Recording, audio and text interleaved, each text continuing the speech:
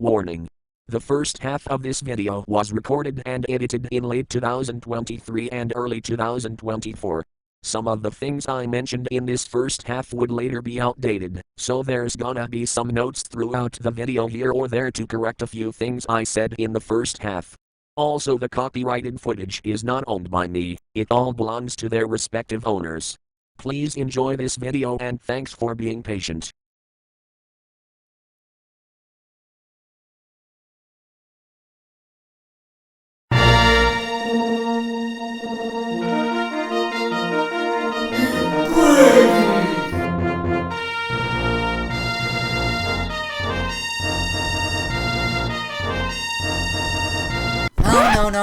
No, wait, we can't start the video like this. Let's go back.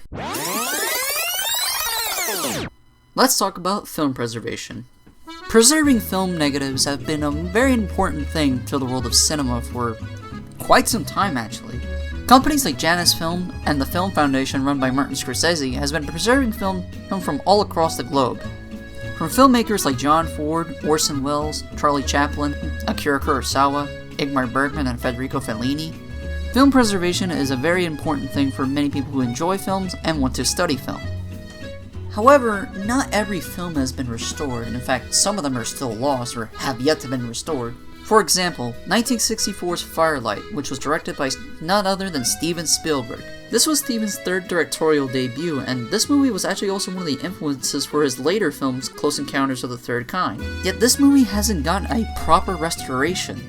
The only quote-unquote restoration of this film is this YouTube version, which is called the most complete version. And it is absolute dog water. Okay, to give this guy credit, he actually did a okay job of putting together some of the surviving clips of this movie, but this is something I'll discuss for another time. What I am about to talk about is whenever a film has been restored or re-released, the restoration has been done, well, where do I put this? Terribly.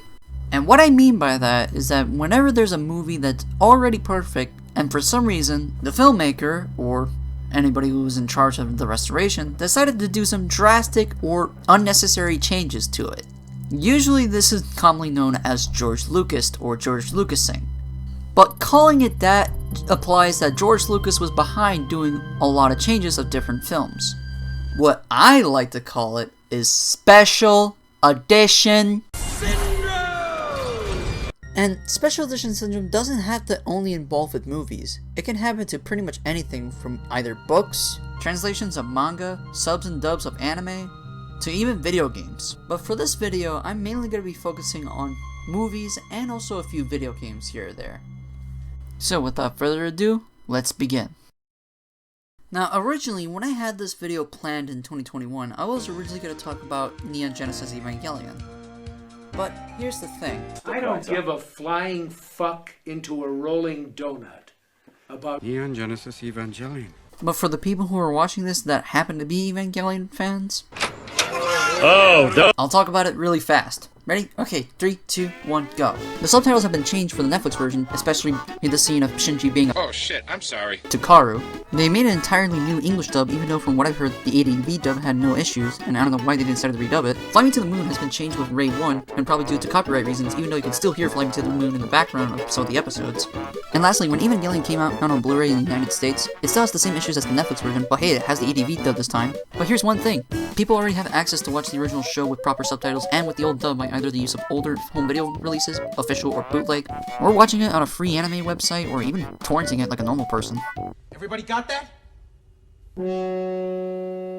Let's properly start this video off with the man that kinda started this whole mess, George Lucas. People have been already 1,000 billions about the Star Wars changes. Let me speak! I am fully aware that the Star Wars special editions are talked to death already from various videos, articles, and even a very shitty documentary. Which, if there's anything notable about that documentary was the reason why David Prowse was banned in several conventions.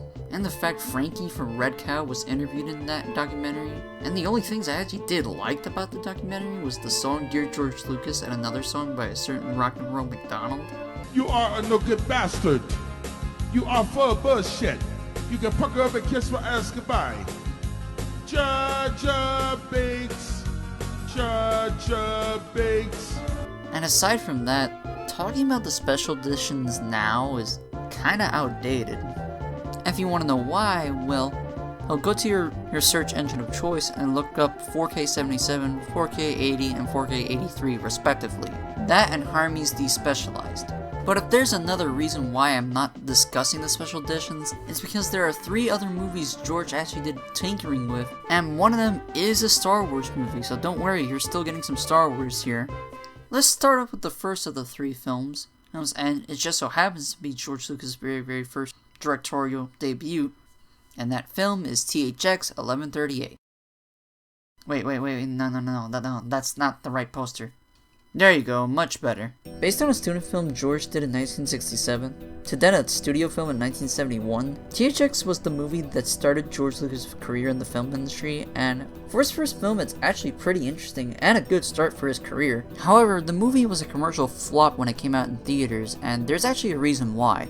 You see, when the movie came out in 1971, Warner Brothers, they really need to discuss the shitty business decisions this company likes to do, cut down 5 whole minutes of the movie, making it way more shorter.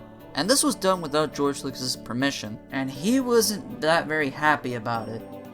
Wait! Popped on the head real quick. George spent many hours fighting with Warner Brothers to release the proper version of THX, but then afterwards he left with Warner Brothers to work with other studios, and then eventually in 1977, after Star Wars became a big hit, he re-released THX 1138 again with the extra 5 minutes put back in. However, it failed to obtain any popularity, but it eventually gained some popularity after being aired on TV and being sold in home video releases. The 77 version is actually the version I actually saw, and this is the version that's available in all the VHS and Laserdisc versions. And I recommend this version. To my knowledge, so far the Warner Brothers version hasn't been released. It's in any home video format. But then again, this isn't the last time Warner Brothers gonna do some shit like this. Then we cut to 2004, which just so happens to be my birth year. George Lucas made another version of THX 1138 known as the Director's Cut version. No, wait, hold on a second. Isn't the 77 version technically the Director's Cut? Well, remember when George said the reason why he did the special edition changes was because he wanted to tell Star Wars here's how he originally envisioned it? He did the same thing with THX. And it's not because George hates THX. In fact, he actually references THX a lot in his later films that he did after he left Warner Brothers. And it was also the name for his audio company that either gave people nostalgia or PTSD.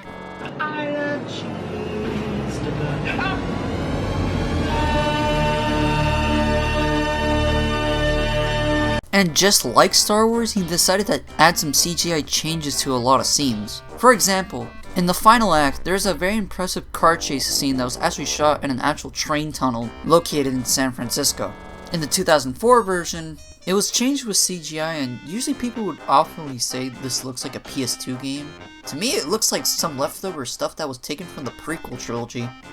Looking at the rest of this version, it literally looks like they just reused assets from the prequels and even the special edition trilogy as well. Also, the poster from the 2004 version is actually taken from an actual scene of the movie, and I don't know really why they decided to just use this as the poster instead of the original poster. And you know what's sad? This is the only version of the movie that you can watch through Blu-ray, DVD, and even on streaming. And this version I really don't recommend. However, if you really want to watch the original version of THX 1138, somebody has actually uploaded the movie for free on archive.org, which is sourced from the Laserdisc version of the movie. But if you want to at least own a copy of the original version, the VHS is actually pretty cheap and you could probably find it at either a thrift store or through eBay. And you can play it on your VCR or even a TV that has a VCR built into it. But now let's move on to George Lucas' second film, American Graffiti. American Graffiti is George's second film that was inspired by his teenage years of him wanting to become a race car driver. Which didn't go too well, but it eventually made him decide to become a filmmaker instead, and honestly, I really love this movie. 2 thumbs up. This is probably my favorite movie George Lucas ever did that isn't just Star Wars, and so far this is the only movie that barely has any changes when it comes to releases. Or so I thought. Now, unlike Star Wars and THX where they use CGI to replace many things, in this movie the only thing that was changed was the font of the opening text. Here's a side-by-side comparison with the one used in theaters and the one used in the 2009 Blu-ray.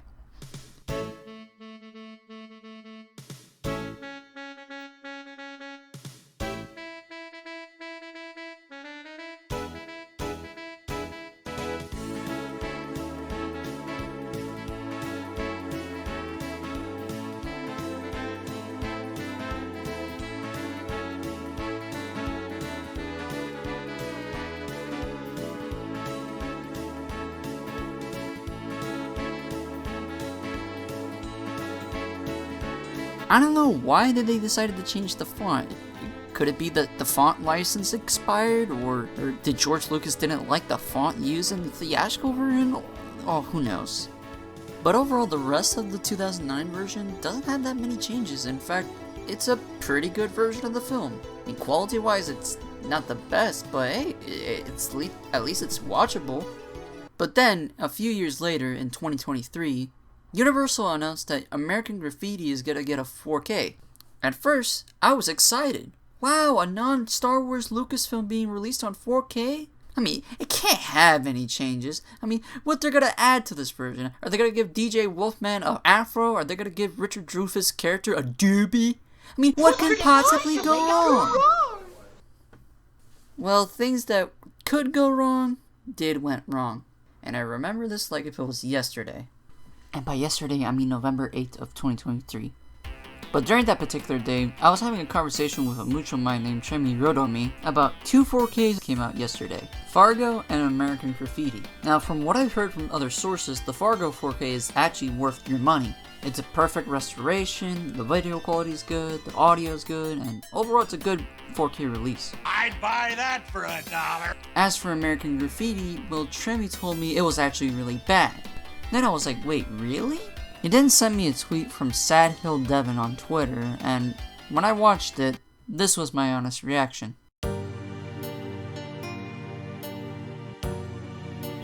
What the fuck is this piece of shit? Now, for those who don't understand, and the 4K of American Graffiti has been DNR'd to shreds. DNR'd, which means digital noise reduction, is pretty much adding a smoothing filter or just removing the film grain of the movie, which causes many issues to the restoration. And not just only the picture and the film grain, but also the coloring of the movie as well. Another example of this would probably be the 4K restoration of the Lord of the Rings trilogy. Peter Jackson removed a lot of the film grain of the Lord of the Rings trilogy and even changed the coloring of it to match it with his Hobbit trilogy. But like what I said earlier about the old 2009 Blu-ray of American Graffiti, the old Blu-rays of the Lord of the Rings trilogy is actually still watchable and there's no changes to it at all. Whereas the old Blu-ray for American Graffiti, you already know why. Although I really would love to see at least an update version of the 4K, or at least a fan restoration like 4K 77 treatment. Which, speaking of which, let's finally get to that other Star Wars movie that George Lucas actually did tinkering with, and it's everybody's favorite Star Wars film, The Phantom Menace. Now, with The Phantom Menace, it's... Hey, are you gonna let me speak? Or do I have to bring up the sequel trilogy and Kathleen Kennedy? That's what I thought. Okay, I guess people are still mixed between The Phantom Menace even 25 years later, but hear me out. The Phantom Menace isn't that bad as what many people say. Sure, Jar Jar this and sure, yippee that. But in terms of story and hell, even characters, The Phantom Menace, with of course its flaws, is not as bad as what many people would say. I know people in real life who actually loves The Phantom Menace. One of my cousins even loved The Phantom Menace, and it actually got her into Star Wars. Hell, one of my high school teachers actually prefers The Phantom Menace over A New Hope, and that's saying something. And as much as I'm a big fan of Red Letter Media and love Mr. Plinkett, I'm sorry, The Phantom Menace is overhated. And why do I think it's overhated? Well, there are other movies that are far more worse than this movie, and honestly, they deserve more hate than The Phantom Menace. But you know what's something? The version of Phantom Menace that's on every Blu-ray, 4K, and even on Disney Plus is not the same as the one shown in theaters. It's yet another special edition changed version of the movie, but this time it's the prequels, and this was during when the prequels came back to theaters in 2010 in 3D. Now, I know one of the most notable changes is the fact that Yoda isn't a puppet anymore. However, there is plenty of other things that many people forgot about, like Warwick Davis having a cameo in the movie. Which, for those of you who don't know who Warwick Davis is, he played as Wicket in Return of the Jedi, and he was also Willow in the George Lucas-produced Willow. You know Willow? Little guy? Magical guy, yeah? Who cares about Willow? Which was a very underrated fantasy film George produced, which sadly turned into a shitty Disney Plus series. Also, he was Leprechaun. But a major difference between the theatrical version and the 3D/2011/4K/Disney Plus version is the length. The movie was originally 2 hours and 13 minutes. But with every version that came out since then, it's now 2 hours and 17 minutes. Probably for the new dialogue and also a lot of the unnecessary stuff that George Lucas likes to do. But thankfully, you can still get the DVD of The Phantom Menace that contains the original theatrical version for pretty cheap alongside with the VHS. Hell, I still have my original VHS copy. But what if I want to watch it in really good ass quality? And what I mean by that, I mean a full-on proper restoration than the 3D version. With Puppet Yoda, film grain, and everything. Well, it turns out one fan actually did restore the 35mm film print of the movie. Well, the Czech Republic version. This copy I have here is hands down the definitive way to watch The Phantom Menace. It pretty much has everything intact. Puppet Yoda, the film grain, the shorter length, everything. Now, how can I acquire such copy like this, as you may ask? Well, again, go to your search engine of choice because it's your best friend and you just gotta look hard enough and then you'll find it. And don't worry about learning Czech, because it actually contains the English audio. And those were the 3 George Lucas films that had gotten Special Edition Syndrome, that isn't just Star Wars. Which, even though they have Special Edition Syndrome, there are alternative ways to watch them. One of them has a good fan restoration, the other has their Laserdisc uploaded on archive.org, and the other one has an old Blu-ray that doesn't look too bad, but Jesus, that font is so damn freaking ugly. Now you may think the video would end here, But I'm not done yet! This is just the tip of the iceberg. Let's transition to another filmmaker that also has some of his film's Special Edition Syndrome, and it's none other than William Friedkin, famous for The French Connection, Exorcist, and Sorcerer. We're only going to be talking about The French Connection and The Exorcist because God forbid Special Edition Syndrome touches Sorcerer, and the fact that's a really freaking good ass movie. But let's start with French Connection. The French Connection, which is not his first film or his first narrative film, was a movie released in 1971 starring Gene Hackman and Roy Scheider, and it was based on a 1969 non-fiction novel of the same name. The movie was actually a massive hit. It earned 8 nominations and won 5. 1 for Best Picture, 1 for Best Actor, Best Director, Best Film Editing, and Best Adapted Screenplay. So how can a movie that won 5 Oscars and had 8 nominations would get Special Edition Syndrome? Well, with the previously mentioned 3 George Lucas films we've seen, most of them mainly came from home video or rescreenings of the film. Special Edition Syndrome with this movie, on the other hand, actually affected with the streaming version of the movie. More specifically, the one that was on the Criterion channel and the one that you can currently see on HBO Max. Oh wait, no, it's no longer HBO Max anymore. It's Maxi. Now, the restoration used in the streaming version is actually not too bad, and honestly, it's probably the only promising thing about this version of the film. However, the thing that really caused this movie to be part of Special Edition Syndrome was a scene that was after the beginning and chase scene. Roy Scheider's character Buddy Russo comes up to talk to Popeye Doyle, Gene Hackman's character, about his injury.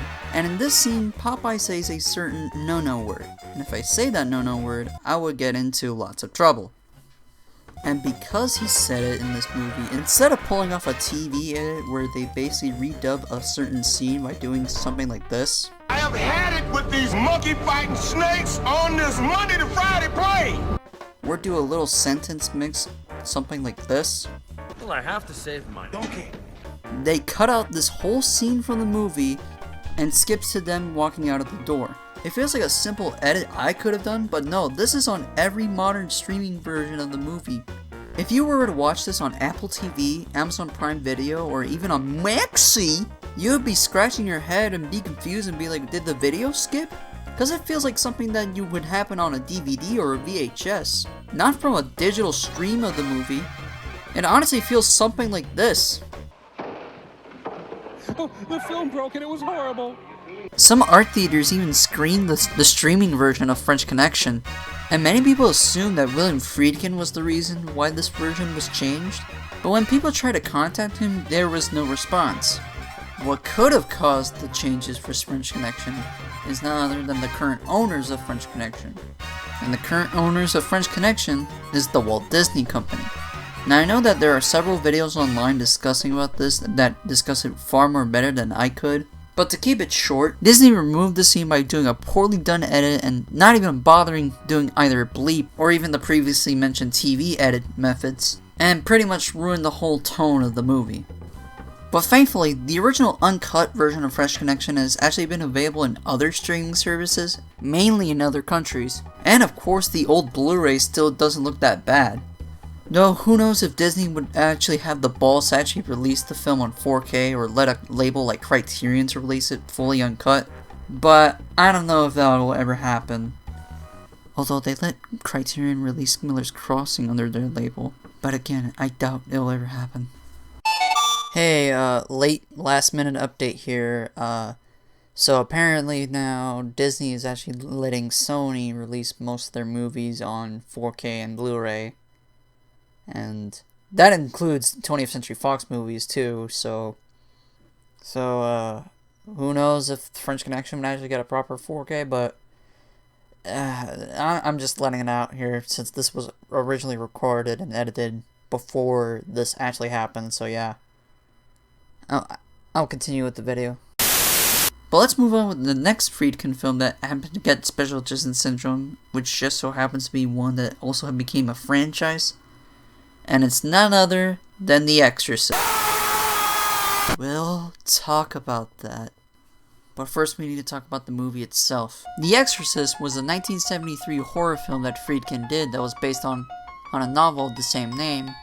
This is one of Friedkin's most popular movies, and even if you're not familiar with his work, you might have seen this movie either once or twice, or even seen a still or clip of it from somewhere. But if you ask me, I was introduced to The Exorcist thanks to Scary Movie 2 and Screamer vids and games. But when I got older, I eventually did saw the movie with friends of mine, and I mean, it's alright, like... What do you mean, it alright? From the millions of people who really love this movie, I really don't like it that much. Now, I'm not saying that, oh, I'm a pussy when it comes to horror movies. No, one of my favorite movies are horror movies. And I'm not also saying that this movie's not scary, because this movie's definitely scary. And I'm not also saying that this movie's bad either. It probably could be the fact that I watched the wrong version of the movie. Long story short, me and my friends have watched the movie through a website that was named after a certain Akira Toriyama character. Hey, it's me! They put in the wrong version of the movie. And that version is the never before seen version. This particular version, which the name implies, has a few scenes that were never seen in the theatrical version. One of the famous new additions is this weird ghost face that was in many scenes of the movie. Which, if you knew who this face from any Screamer game or Screamer video, then yeah, it actually came from The Exorcist. And the famous Scary Maze face of The Exorcist actually came from a DVD release of the movie. But unlike George Lucas, William Friedkin is actually nice enough to actually put the theatrical version alongside with the never-before-seen version in various DVD and Blu-ray releases. Similar to how other filmmakers like Francis Ford Coppola, Ridley Scott, and even Terry Gilliam, whenever they release a certain film that had multiple cuts, they would actually release it with all the cuts in one set. We'll get back to something similar like this later on in the video, but you may be wondering, why is The Exorcist in Special Edition Syndrome, you may ask? Well, it has nothing to do with either a DVD or Blu-ray version, or like with French Connection, a streaming version, but with the 4K that came out last year. And here comes the terrible cover again in 3, 2, 1, go. Is there a doctor in the house? We need to get a medic in here. Man! Is there a doctor around? I'm not gonna talk about the cover too much since I already did something like this last time, and plus most of the majority of people already talked about how horrible the cover is, including the website I use a lot for the information of this video, Blu-ray.com, where they just straight up made fun of it. But aside from the bad cover, the 4K itself is actually really shit, and it was part of Warner Bros. 100-year anniversary lineup of 4Ks. I bet 100 years of being a shit freaking company, I guess. But if you want to know how shit this 4K is, pretty much the visuals and the oral video quality of the 4K is absolutely horrible, and this comes from various sources who bought it, and users on Blu-ray.com. The only redeeming factor for this release is mainly the extras and the audio for this particular release, which from what I've heard is actually pretty good. And if there's one more thing about the bad cover, so far America, Canada, and even Australia are the few countries I can think of that has the bad cover, whereas some other countries, most notably the UK, actually uses the normal poster for the film. This would have been fine if this 4K was actually pretty decent, but this is yet another Friedkin film that has a 4K restoration that's done poorly. And it was released right after his passing, which makes it even sad. Which I guess on topic of Warner Brothers pulling a Warner Brothers, remember earlier where how Friedkin was one of the few filmmakers that was actually nice enough to include other cuts alongside a few others? Well, let's talk about something similar, but the exact opposite. There are several films out there that have many releases in home video that don't even include all the cuts. A notable example would be Amadeus, a film directed by Milos Forman, the same director who did One Flew Over the Cuckoo's Nest and Fireman's Ball. This is a movie that he did that many people love, but for some reason the only version available is the director's cut, which from what I've heard is the most inferior version of the film. However, the theatrical version actually had been released on DVD and VHS before, but on Blu-ray and streaming it's always the director's cut version. Although this movie might be out of special edition syndrome since there are rumors that the 4K would actually contain both cuts. But so far we haven't heard anything aside from just a simple rumor. I mean, people are still waiting for Peter Jackson to finally release his older films on 4K, and the last time we heard of anything was back in 2021, so who knows if this would ever happen. However, there could be a time where a film that's been stuck in special edition syndrome for a while would finally get a proper release in 4K. A notable example, The Warriors. For years, this movie has only been released through the director's cut version, but in 2023, Arrow Video finally released The Warriors on 4K with both the theatrical cut and the director's cut, and many people who love The Warriors were happy to see this happen. However, even though there were some movies that managed to have all their cuts together on home video, there are some that still have most of their cuts, well, partially missing. An example of this is Once Upon a Time in America, the last ever film directed by legendary Italian filmmaker Sergio Leone. In terms of movies, this is definitely in one of my top favorite movies. It's a wonderful piece of work that talks about friendship, crime, drama, love, and also regret. I'm not going to say too much about this movie, although if you want to check it out yourself, the movie's actually legally free on YouTube. But if it's blocking your country, well, you already know where to go. This movie is often and still regarded as one of the best movies of all time. However, it wasn't like this when it first came out in theaters. Like what happened with THX, Warner Brothers, our Lord and Savior, decided to re-edit the movie. The version that many people have come to know and love are two separate versions, the Euro Cut and the Extended Cut. The Euro Cut is the one that's pretty much available on streaming, and it's also the one that's also on YouTube. The Extended Cut is pretty much the same as the Euro Cut, but with a few scenes that were missing from the Euro Cut put back in. This particular version is regarded as pretty much the best version of the movie, although it is way more lengthier than the Euro version. In fact, both of these versions are actually available on the DVD and also the Blu-ray releases of the film. Now personally for me, I've seen the Euro Cut and it's definitely a really good cut. Well, one of these days I would see the Extended Cut one day. It's just that it's way more lengthy and you have to have the right time to watch it. Then comes the American version by Warner Brothers. This particular version of the movie was actually the reason why this movie never gotten any nominations or awards for the Oscars. Not even the score by Ennio Morricone even got a single nomination, and he's actually someone who worked with Leone before with the Star Wars Trilogy. Now if there's one thing I have to say, fuck the Oscars, you know? Fuck the Oscars! Fuck you! I'll tell you! Now the main thing about the movie is that it takes place entirely in flashbacks.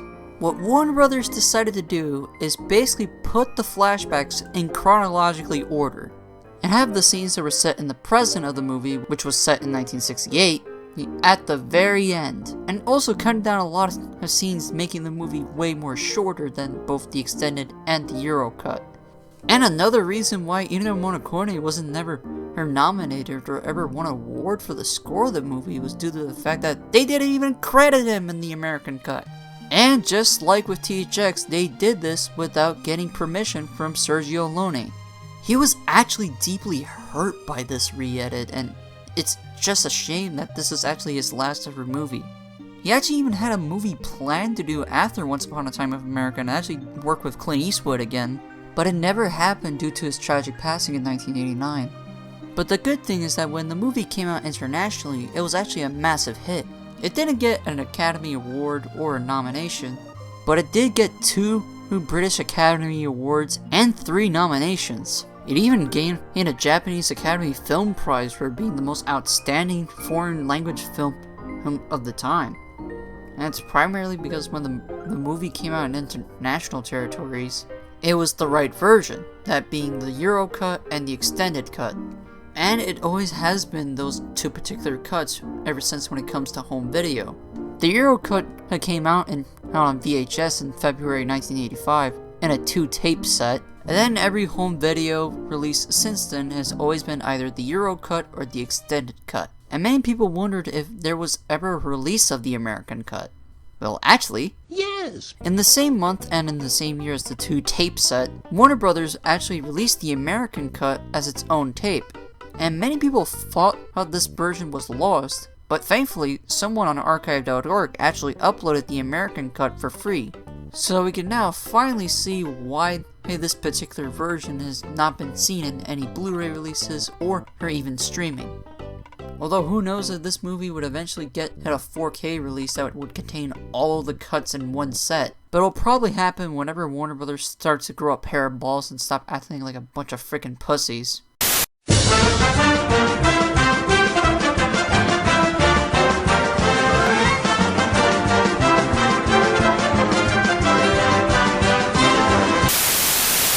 We're gonna come back to movies a bit later on in the video, but now let's talk about video games. But before we do that, let's take a little intermission break.